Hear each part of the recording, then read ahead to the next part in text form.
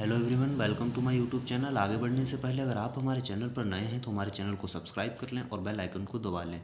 तो दोस्तों, हमारा आज का टॉपिक है benefits of economic integration. Economic integration से होने वाले लाभ।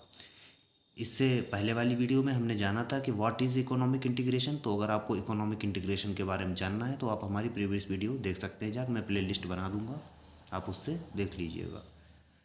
तो चलिए देखते हैं what is the benefits of economic integration. The economic integration between two और मोर कंट्रीज। जो इकोनॉमिक इंटीग्रेशन होता है दो या दो से अधिक कंट्रीज़ के बीच में, brings the following main benefits, ये लाभ लेके आता है। So the first benefit is international specialisation, जिसका मतलब होता है अंतर्राष्ट्रीय विशेषता। चलिए इस पॉइंट को देखते हैं deeply. The economic integration enables the member countries to attain a greater degree of specialization in both the product and process। क्या होता है, जो कंट्रीज़ इकोनॉमिक इंटीग्रेशन के तहत आती हैं वो एक ग्रेटर डिग्री ऑफ स्पेशलाइजेशन का बेनिफिट उठाती हैं। किसमें? प्रोडक्ट और प्रोसेस दोनों में। Specialisation based on comparative cost advantage by an specific geographical region can cause considerably large expansion in production.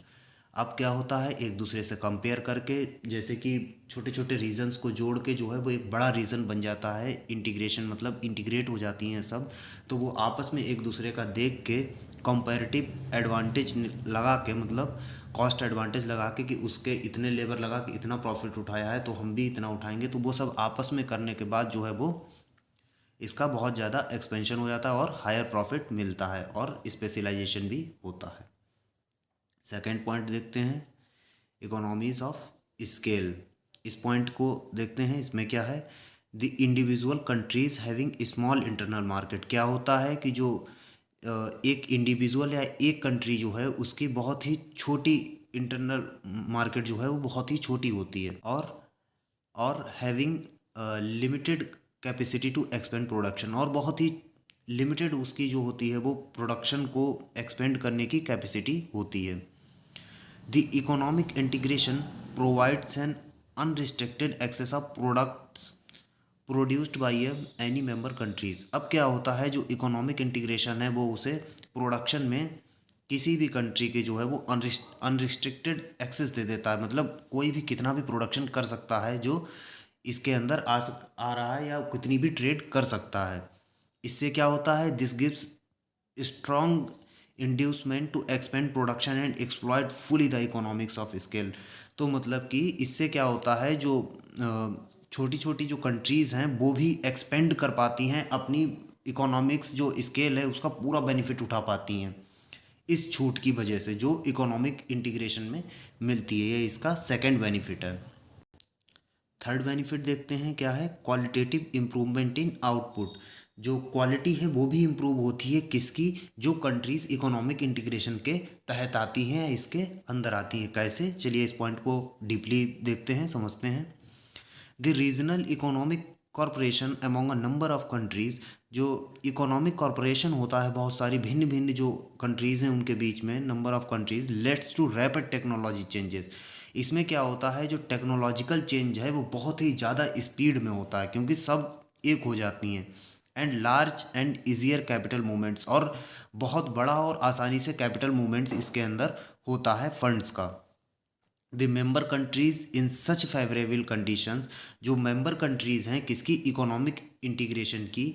In such favourable condition, in favourable conditions में can bring about qualitative improvement in production. क्या होता है, जो qualitative improvement है वो इनके अंदर आ जाता है। क्वालिटी जो है वो बहुत ही ज़्यादा अच्छी हो जाती है। सब एक साथ आ जाते हैं, सब कैपिटल फंड्स लगाते हैं अपना, फंड्स का मूवमेंट बहुत अच्छा हो जाता है और टेक्नोलॉजी भी बहुत अच्छी हो जाती है। तो क्या होता है, प्रोडक्ट जो है वो बहुत ही ज़्यादा अच्छा हो जाता है और उसकी क्वालिटी बहुत ही अच्छे से इम्प्रूव हो जाती है। चलिए फोर्थ पॉइंट देखते हैं। फोर्थ पॉइंट है एक्सपेंशन ऑफ एम्प्लॉयमेंट। अब एम्प्लॉयमेंट में कैसे एक्सपेंशन होगा, कैसे वृद्धि होगी रोजगार में इकोनॉमिक इंटीग्रेशन से? चलिए देखते हैं, ये इसका फोर्थ पॉइंट है, फोर्थ बेनिफिट है। As some countries organise themselves into regional economic group. अब क्या होता है, जो छोटी छोटी कंट्रीज़ हैं या बहुत सारी जो कंट्रीज़ है वो मिलके एक ग्रुप बनाती हैं, रीजनल ग्रुप बना लेती हैं, economic group. And allows unrestricted flow of labour. और क्या होता है, जो कंट्रीज़ के अंदर जो लेबर है वो फ्री फ्लो होता है इनके अंदर, मतलब कंट्रीज़ में कोई भी लेबर किसी भी कंट्री में जा सकता है जो इकोनॉमिक इंटीग्रेशन के तहत आती हैं विद इन द रीजन। जो एक क्षेत्र है उसके अंदर there can be maximisation of employment and income. अब क्या है कि जैसे कि किसी किसी कंट्री में क्या होता है कि लेबर ज़्यादा होते हैं और वहाँ पे वर्क कम होता है, तो जब सब कंट्रीज, जब सारे रीजन्स एक हो जाते हैं, इकोनॉमिक इंटीग्रेशन के तहत आ जाते हैं, तो क्या होता है कि एम्प्लॉयमेंट में वृद्धि हो जाती है।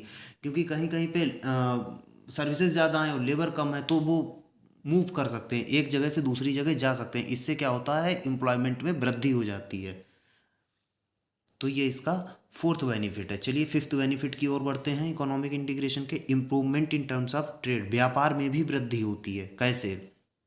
The economic integration greatly increases the bargaining power of the member countries vis the rest of the world. अब क्या होता है, ये बार्गेनिंग जो पावर होती है उसको इंक्रीज कर देता है। कैसे कि मतलब जब सारे क्षेत्र एक हो जाएंगे तो उसमें बहुत सारी सर्विसेज और प्रोडक्ट जो हैं वो पैदा होंगे या बनेंगे, तो बार्गेनिंग पावर को इंक्रीज कर देता है। मतलब हमारा प्रोडक्ट अच्छा है, उसमें क्वालिटी है, वो स्पेशलाइज्ड है, तो ये इससे बढ़ा देता है। और वो जो है वो दूसरे मतलब रीजन्स में जो है उसको ट्रेड करने की पावर दे देता है। That brings about an significant improvement in the terms of trade. इससे क्या होता है, एक बहुत ही अच्छा जो है वो इम्प्रूवमेंट आ जाता है ट्रेड में। सिक्स्थ बेनिफिट देखते हैं, increase in the economic efficiency. Economic efficiency को भी ये इंक्रीज करता है। क्या? Economic integration. वो कैसे? चलिए इस पॉइंट को डीपली देखते हैं। The economic integration results in increased competition with in the region. इससे क्या होता है कि जो इकोनॉमिक इफिशियंसी है, इसमें क्या होता है, the economic integration results in increase competition with in region. इससे क्या होता है, कंपटीशन जो है वो बहुत ज़्यादा इंक्रीज हो जाता है पूरे रीजन के अंदर। It helps in maintaining a higher level of economic efficiency. इससे क्या होता है, जो हायर लेवल की जो इफिशियंसी है वो इकोनॉमिक इफिशियंसी है उसको मेंटेन करना पड़ता है of the group as a whole. जो पूरा ग्रुप है या जो कंट्रीज़ या जो रीजन जो है जो इंटीग्रेट हुए हैं इकोनॉमिक इंटीग्रेशन के तहत, वो क्या करते हैं, वो इकोनॉमिक इफिशियंसी में वृद्धि करते हैं और ये उनका दायित्व बनता है, ये उन्हें करना पड़ता है। ये इसका सिक्स्थ बेनिफिट है। चलिए सेवन्थ देखते हैं। Seventh benefit of economic integration, improvement in the living standard. लोगों के रहने का स्तर बढ़ जाता है। कैसे? इकोनॉमिक इंटीग्रेशन से लिविंग स्टैंडर्ड कैसे हाई हो जाते हैं। As some countries organise themselves into regional groups.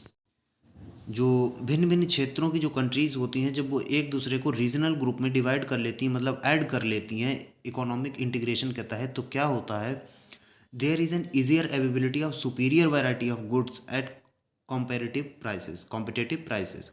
क्या होता है, भिन्न भिन्न प्रकार के अलग अलग वैरायटीज़ के प्रोडक्ट्स जो हैं वो लोगों को मिलने लगते हैं।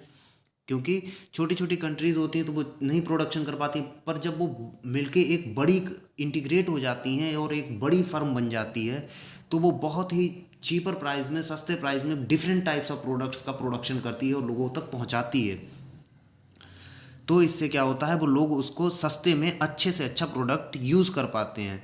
The increase in the employment opportunities and purchasing power to contributes in improving the living standards of the people. अब इससे क्या होता है, उन्हें बहुत सारे अलग अलग प्रोडक्ट यूज़ करने को मिलते हैं, एम्प्लॉयमेंट मिलती है और लिविंग स्टैंडर्ड्स उनका हाई हो जाता है, रहने का तरीका जो है वो उनका हाई हो जाता है। क्योंकि प्रोडक्ट अच्छा मिलेगा तो वो अच्छे से ज़िंदगी व्यतीत कर पाएंगे और एम्प्लॉयमेंट भी होगी और सब कुछ होगा उनके पास। तो हम कह सकते हैं कि इकोनॉमिक इंटीग्रेशन जो है वो लोगों के लिविंग स्टैंडर्ड्स को बढ़ा देता है।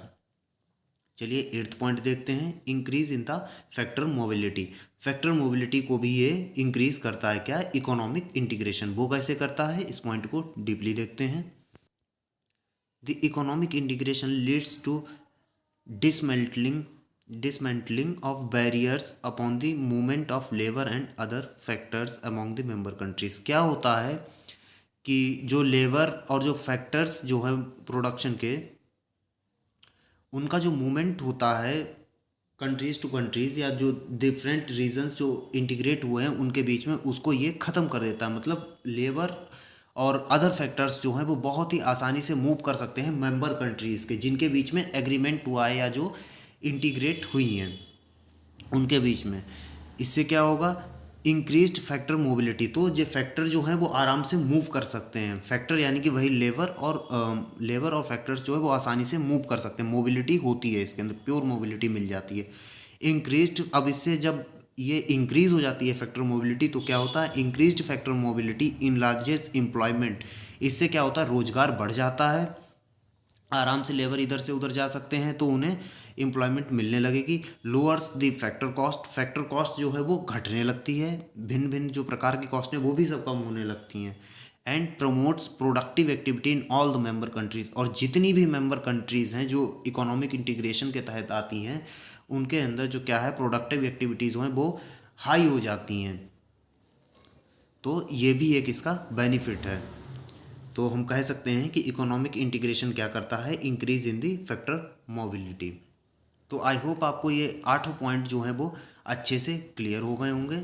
एक बार हम देख लेते हैं कौन कौन से हमारे पॉइंट थे। सबसे पहला बेनिफिट था international specialisation, second benefit economics of scale, third benefit qualitative improvement in output, fourth benefit of economic integration expansion of employment, improvement in terms of trade, increase in the economic efficiency, seventh point improvement in the living standards, and eighth है increase in the factor mobility। तो I hope आपको ये अच्छे से clear हो गए होंगे। तो अगर आपको हमारी वीडियो अच्छी लगी तो हमारे चैनल को लाइक करें, शेयर करें और सब्सक्राइब जरूर करें। धन्यवाद।